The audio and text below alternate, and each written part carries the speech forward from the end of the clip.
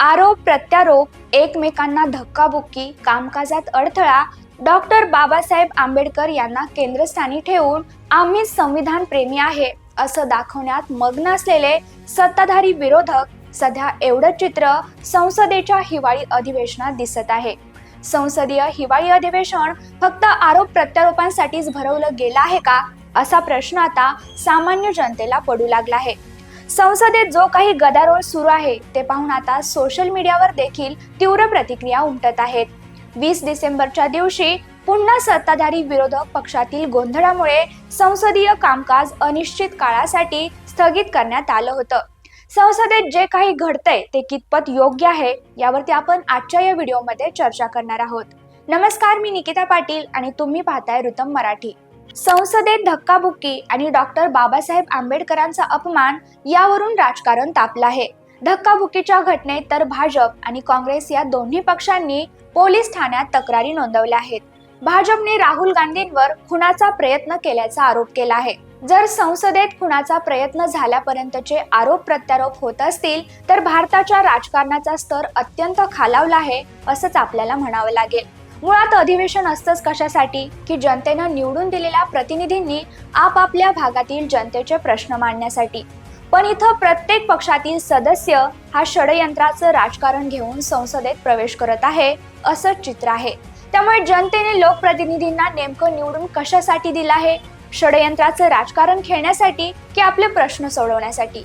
अधिवेशन सुरू झाल्यापासून एकही असा दिवस नाही की जिथं आरोप प्रत्यारोपाचं राजकारण न करता व्यवस्थित संसदेचं काम सुरू राहिलं आहे।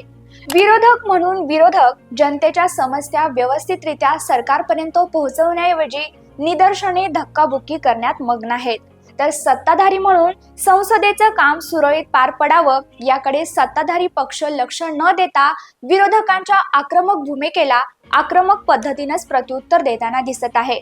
अधिवेशनात कोणते प्रश्न मांडले गेले, त्यावरती काय झालं हे लोकांपर्यंत पोहोचण्याऐवजी आता कोणी कोणाला धक्काबुक्की केली, कोणी कोणावरती कोणत्या शब्दात टीका केली याची इतकी चर्चा होतीये की विकासाच्या महत्त्वाच्या मुद्द्यांचं काय झालं हे जनतेपर्यंत पोहोचतच नाहीये। खऱ्या अर्थानं अशा वेळी लोकशाही धोक्यात आहे की काय असा प्रश्न निर्माण होतो।